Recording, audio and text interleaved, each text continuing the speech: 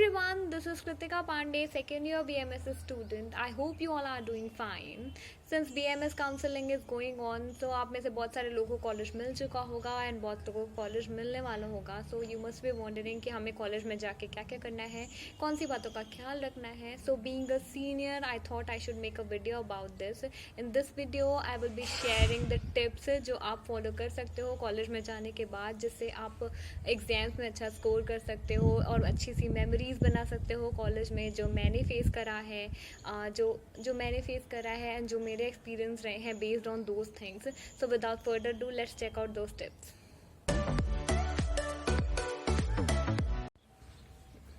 Tip number 1 is you should respect your seniors, क्योंकि college में आने के बाद सीनियर्स ही आपके गार्डियंस होते हैं, क्योंकि वो आपकी बहुत हेल्प करते हैं इंपॉर्टेंट क्वेश्चंस बताने से लेके, जब आप सिक होगे वो आपको डॉक्टर्स के पास लेके जाएंगे and lot more.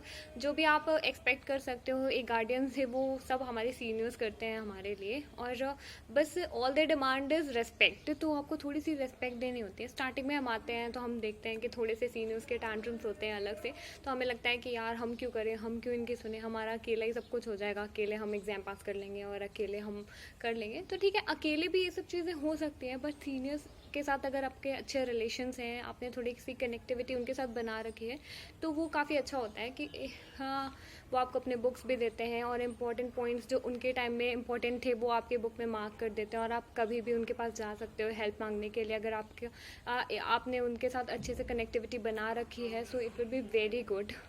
You need to respect them. आपको उनको विश करना होगा डेली का डेली, जब भी आप उनको मिल रहे हो. बेसिकली इंटरेक्शन पीरियड के बाद भी विश करना होता है.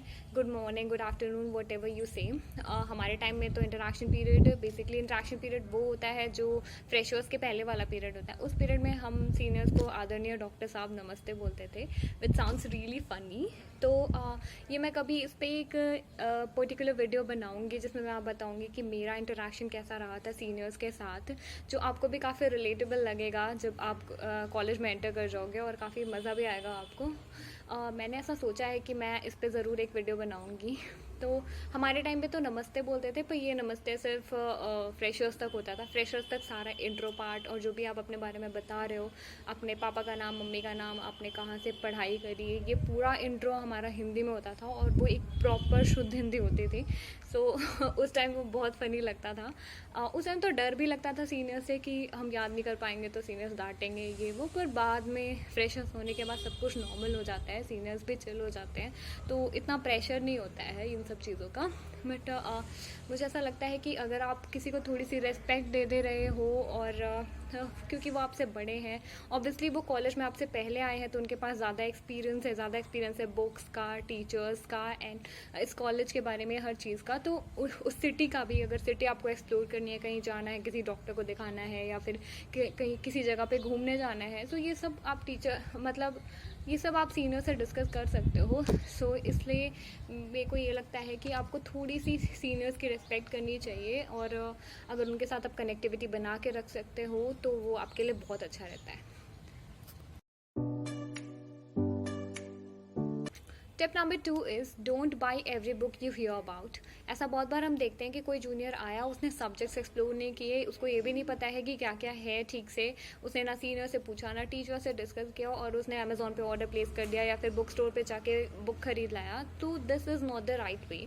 मैं आपको ये सजेस्ट करूँगी कि एटलीस्ट आप एक वीक क्लास जाओ, अपनी सब्जेक्ट्स के बारे में समझो कि वो सब्जेक्ट्स क्या क्या हैं, उनमें किस टाइप के बुक जो हम लेंगे वो ज़्यादा हेल्पफुल रहेगी. प्लस अपने टीचर्स से डिस्कस करो. टीचर्स पहली दूसरी क्लास में आपको जनरली बताते हैं कि कौन कौन सी बुक लेनी चाहिए, किस पब्लिकेशन में बाय करना चाहिए, तो वो आपके लिए ज़्यादा हेल्पफुल रहेगा. आप 2-3 जगह से पूछो, यूट्यूब पे रिसर्च कर सकते हो, और सीनियर से पूछ सकते हो सीनियर्स ने कौन से बुक से हेल्प ली थी और कौन से रेफरेंस बुक चूज़ करी थी. और देखो, बुक्स बहुत टाइप के आती हैं मार्केट में. इस टाइम इतनी सारे बुक्स अवेलेबल हैं कि आप कंफ्यूज भी हो सकते हो.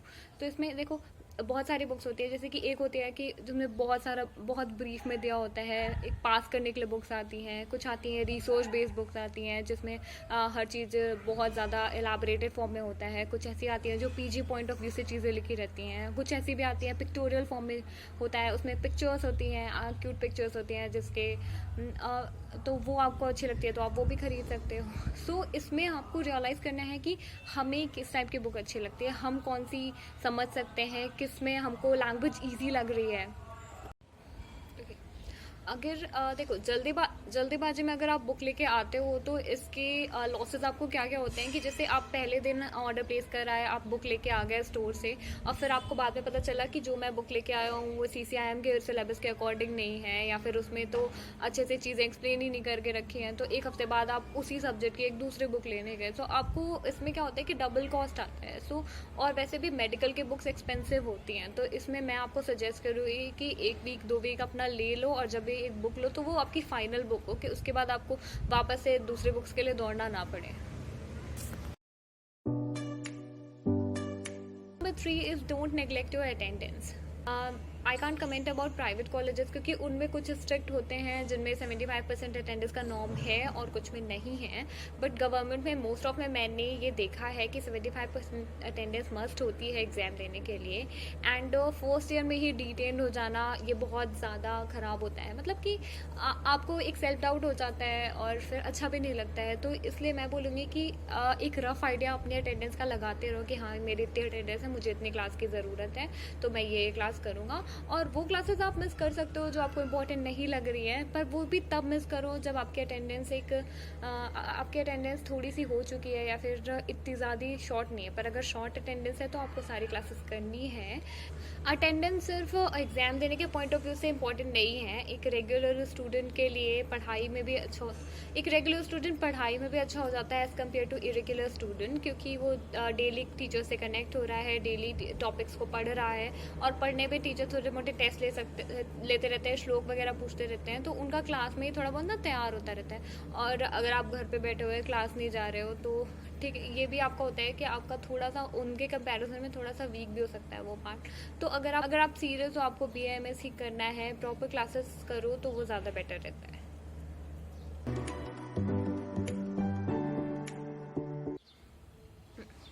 Tip number 4 is don't neglect your studies. ये मैंने आपको पहले भी प्रीवियस वीडियोज़ में मैं हमेशा बोला है कि फर्स्ट ईयर अगर आपका थोड़ा सा रह जाता है और आप ठीक से ध्यान नहीं देते हो तो सेकेंड ईयर में थोड़ी थोड़ी बेसिक्स को लेके प्रॉब्लम होती है, क्योंकि फर्स्ट ईयर जिसका स्ट्रॉन्ग है उसका सेकेंड ईयर का एक फाउंडेशन बन गया होता है। ठीक है, क्योंकि ये मैंने चीज़ फेस करी है, क्योंकि मैं अभी फर्स्ट ईयर में उतना ध्यान नहीं देती थी, जिससे मेरे को कभी कभी लगता है कि ये इस सब्जेक्ट में तो मेरे बेसिक्स ही नहीं है, और जब बेसिक्स नहीं होते हैं तो आपको वापस से वो चीज़ उठा के पूरी क्लियर करनी पड़ती है, फिर आप आगे बढ़ सकते हो। नहीं तो वो जहाँ जहाँ आएगी वो फिर से आपको डाउट क्रिएट करता जाएगा और वो डाउट एक साथ पाइल अप होता रहता है। ठीक है, तो अगर आप सीरियस स्टूडेंट हो, आपको अच्छा अगर आप इंटरेस्ट डेवलप करना चाहते हो किसी भी कोर्स में, इंटरेस्ट डेवलप करने के लिए इनिशियल चैप्टर्स और इनिशियल क्लासेस और जो कि इनिशियल ईयर होता है हमारा, वो इम्पोर्टेंट होता है कि एक बार अपने फर्स्ट ईयर अच्छे से कर लिया तो आपका इंटरेस्ट थोड़ा थोड़ा आने लगता है, तो आगे भी। 5 is be attentive in practicals, क्योंकि स्टार्टिंग में हम थ्योरी क्लासेस तो ले लेते हैं पर हमको प्रैक्टिकल्स बोरिंग लगने लगते हैं और हमको लगता है कि ठीक है ये तो ऐसे भी चल जाएगा, इसमें प्रैक्टिकल्स में तो पास ही हो जाते हैं। तो हमारा पास होना मोटो कभी भी नहीं होना चाहिए। पास तो हम वैसे भी हो जाएंगे, पास होने के देखो हमेशा तरीके होते हैं। पास तो वो इरेगुलर स्टूडेंट है जिसने कभी क्लास नहीं करी, वो भी लास्ट में 20-25 दिन में पास हो सकता है, क्योंकि कॉलेज में पढ़ने का तरीका होता है, इसमें ऐसा नहीं है। मैं ऐसा बिल्कुल भी नहीं बोलूँगी कि आप रेगुलर हो तभी पास होगे, क्योंकि हर एक चीज़ का तरीका होता है। अगर आपने तरीका सीख लिया है तो वेल एंड गुड, आप उस तरीके से भी कर सकते हो। बट मैं आपको ये बताऊँगी कि अगर आप एक रेगुलर स्टूडेंट हो, क्योंकि अगर आप समझना चाहते हो, इंटरेस्ट डेवलप करना चाहते हो, अच्छे डॉक्टर बनना चाहते हो, तो कुछ कुछ चीज़ें ऐसी होती हैं ना कि हमने बुक्स में पढ़ी और वो हमको बिल्कुल समझ में नहीं आई, पर हमने उस टॉपिक से रिलेटेड एक प्रैक्टिकल कर लिया और उसका मेथड समझ लिया, और हम दूसरी बार अब वो बुक में पढ़ रहे हैं तो हमको समझ में आ रहा है अच्छा ये तो हमने क्लास में करा था, ये मैम ने करवाया था, ये सर ने करवाया था, तो वो हमारे लिए ईजी हो जाता है। तो ठीक है, और इसमें जब भी कोई डेमोन्स्ट्रेशन हो रहा है, कोई डाइसेक्शन हो रहा है, तो उसमें आपको फर्स्ट बेंचर रहना है। उसमें अगर आप आगे खड़े हो, जल्दी जल्दी सीख रहे हो हर चीज़, इसमें ये नहीं कि हम पीछे खड़े होकर टाइम पास कर रहे हैं और हम देख नहीं रहे हैं कि क्या टीचर डेमोन्स्ट्रेट कर रहा है, क्या चल क्या रहा है। तो ऐसे हमको किसी भी चीज़ में अनअवेयर नहीं रहना है। जितने अटेंटिव रहोगे उतना ही ज़्यादा अच्छा होगा आपके फ्यूचर के लिए। तो हर एक चीज़ में ध्यान देना है, बी इट स्टडीज़ और your practicals what ever. Tip number 6 is connect with your teachers. ठीक है, तो कनेक्टिविटी टीचर्स के साथ भी उतनी इंपॉर्टेंट है जितनी कि सीनियर्स के साथ इंपॉर्टेंट है। आयुर्वेदिक कॉलेजेस की बात करूँ तो हमारे यहाँ क्या होता है कि स्ट्रेंथ कम होती है ना, तो अगर किसी भी कॉलेज की स्ट्रेंथ कम है, हम यहाँ पे होते हैं 55 स्टूडेंट्स और 40 और 35 स्टूडेंट्स, मतलब ऐसे जनरली ऐसा रेशियो रहता है क्लासेस का। तो अगर इतने बच्चे हैं तो इतने बच्चों में टीचर्स आपको नोटिस करेंगे। अगर आप कोई गलत एक्टिविटी कर रहे हो, आंसर्स नहीं दे रहे हो, पूरे टाइम म्यूट बैठे हुए हो और मतलब कोऑपरेट नहीं कर रहे हो प्रैक्टिकल्स में और स्टडीज़ में आपका ध्यान नहीं है, तो टीचर आपको नोटिस करेगा। और अगर आप टीचर क्योंकि जहाँ पे ज़्यादा स्ट्रेंथ है, जैसे 200 की क्लासेस हैं, 250 लोगों की क्लासेस हैं, तो वहाँ पे टीचर आपको नोटिस नहीं करता है, क्योंकि इतने सारे लोगों को रिकॉग्नाइज करना बाय फेस वो ईजी नहीं होता है। बट यहाँ पे जहाँ पे 40 लोगों की स्ट्रेंथ है, 40-50 लोग पढ़ रहे हैं क्लास में, तो वहाँ पे आपका फेस आइडेंटिफाई करना ईजी होता है। तो अगर आप कोई ऐसी वैसी एक्टिविटी कर रहे हो और पढ़ाई पे ध्यान नहीं दे रहे हो, तो टीचर आपको इग्नोर तो करेगा नहीं। सो ये आपके लिए इंपॉर्टेंट हो जाता है। और दूसरा कि अगर आप उनके साथ कनेक्टेड हो तो वो आपको ये भी बताते हैं कि देखो ये जो है ऐसे टाइप के क्वेश्चंस पीजी में आते हैं, ये वाला श्लोक जो है इसमें से उठा के डायरेक्ट क्वेश्चंस पीजी में पूछ सकते हैं और इसकी मीनिंग आपको पता होनी चाहिए, ये चीज़ थोड़ी सी स्किपेबल है, आप स्किप कर दो, इतना नहीं पढ़ना होता है। तो अगर आप थ्रू आउट द सेशन कर रहे हो, टीचर्स के साथ क्लासेस कर रहे हो, उनके साथ कनेक्ट हो रहे हो, तो एक हेल्दी रिलेशनशिप डेवलप हो जाता है एंड ऑल्सो अच्छा भी लगता है पढ़ने में उनके साथ। Number 7 is participate actively in events.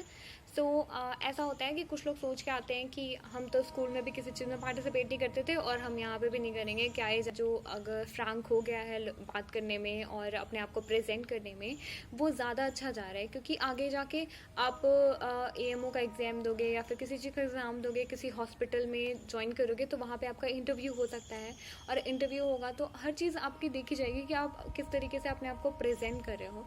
तो मैं ऐसा नहीं बोल रही हूँ कि सब लोग इंट्रोवर्ट ही रहते हैं, स्कूल में भी कुछ लोग रहते हैं जो बहुत अच्छे से हर चीज़ में पार्टिसिपेट करते हैं, उनको अच्छा लगता है, तो वो कॉलेज में भी आके करते हैं। पर ये मैं बेसिकली उन लोगों के लिए बोल रही हूँ जिन्होंने कभी पार्टिसिपेट नहीं किया, जो थोड़ा डरते हैं, जिनको स्टेज फियर है।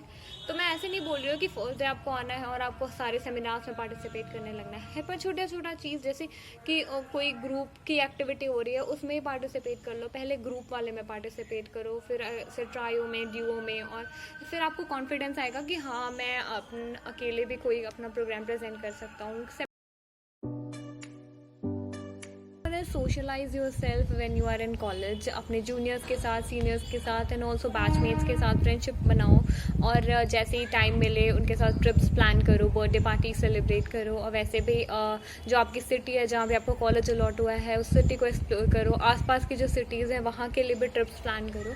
तो ये चीज़ें आपको इंगेज रखती हैं एंड ऑल्सो आपको जो पढ़ाई का बोर्डम होता है उससे भी बाहर निकालती हैं। एंड ये मैंने देखा है कि बहुत सारे लोग BMS में आके थोड़े से टेंस्ड होते हैं कि हमको क्योंकि MBBS नहीं मिला होता है और फिर हमारा मन नहीं लगता होता है। क्योंकि स्टार्टिंग में जब आप आओगे यहाँ पे स्टार्ट करोगे आपका भी मन नहीं लगेगा, मेरा भी नहीं लगा था, क्योंकि मेरे को इन सब चीज़ों से बाहर आते आते पूरा 1 साल लग गया था, क्योंकि ये काफ़ी बड़ा टाइम होता है। पर मैंने जो चीज़ फेस करी है इस चीज़ में, अपने आप को इन्फीरियर समझना और ये समझना कि मेरा सिलेक्शन नहीं हुआ, तो ये सब मैं इसलिए आप लोग को ये वीडियो बना रही हूँ या फिर ये सब आपको बता रही हूँ कि ये सब आप मत करो। क्योंकि आजकल ये इतना टाइम नहीं है कि आप सोचो कि हमको ये कोर्स मिल गया तो हम आगे कुछ कर नहीं पाएंगे और यार हम कितनी भी मेहनत कर ले हम उतना अर्न नहीं कर पाएंगे। तो ये सब चीज़ें ये सब चीज़ें वो सोचता है जो एक फेलियर होता है, एक फेलियर माइंडसेट के साथ यहाँ पे एंटर करता है। तो ये सब आपको बिल्कुल नहीं सोचना है। अगर आप एक अच्छे माइंडसेट के साथ एंटर कर रहे हो, एंटर करने के बाद सोच रहे हो, हर एक दिन अच्छे से प्रिपेयर कर रहे हो अपने एग्ज़ाम्स के लिए, अपने क्लास टेस्ट के लिए, आपके फ्रेंड्स बन गए हैं, आपको अपना कॉलेज अच्छा लग रहा है, ठीक है। आगे जब आप इंफ्रास्ट्रक्चर देखोगे, क्योंकि BMS कॉलेजेस का इंफ्रास्ट्रक्चर बहुत ज़्यादा अच्छा नहीं होता, और जब आप देखोगे कि बहुत ज़्यादा मतलब कि इतने ज़्यादा प्रोग्राम्स नहीं होते हैं जितने MBBS में होते हैं, काफ़ी सारी चीज़ें होती हैं जो आपको डिमोटिवेट कर देंगी और आपका मोरल डाउन हो जाएगा कि हम यहाँ क्यों आ गए, हमारे तो मार्क्स भी अच्छे थे। क्योंकि अभी जो BMS गवर्नमेंट जिनको मिल रहा है उनके मार्क्स भी अच्छे होते हैं, वो कैपेबल होते हैं बच्चे, तो उनको लगने लगता है कि हमारा सब कुछ अच्छा था फिर भी हमको यहाँ मिल गया, गया। तो ये सब नहीं करना है, अपने लक को ब्लेम नहीं करना है, अपनी डेस्टिनी को ब्लेम नहीं करना है, और बस स्टार्ट करना है और पढ़ते रहना है। तो मैं आपको यही सजेस्ट करूँगी कि अगर आपने मन लगा लिया तो सब कुछ अच्छा होगा, और कोई भी कोर्स इंफीरियर और सुपीरियर ऐसा कुछ भी नहीं होता है। इट डिपेंड्स ऑन यू कि आप कैसे उसको ले रहे हो, आप कितने मोटिवेटेड हो करने के लिए इस चीज़ को। अगर आपने चैलेंज ले लिया है और अच्छे से कर रहे हो तो ऐसा कुछ भी नहीं है कि आप अर्न कम करोगे या फिर आपको ज़्यादा अपॉर्चुनिटीज़ नहीं मिलेंगी। That's all for today's video. If you like this video, then do subscribe my channel, and also do tell me in comment section which tip did you like the most. Thank you. Bye bye.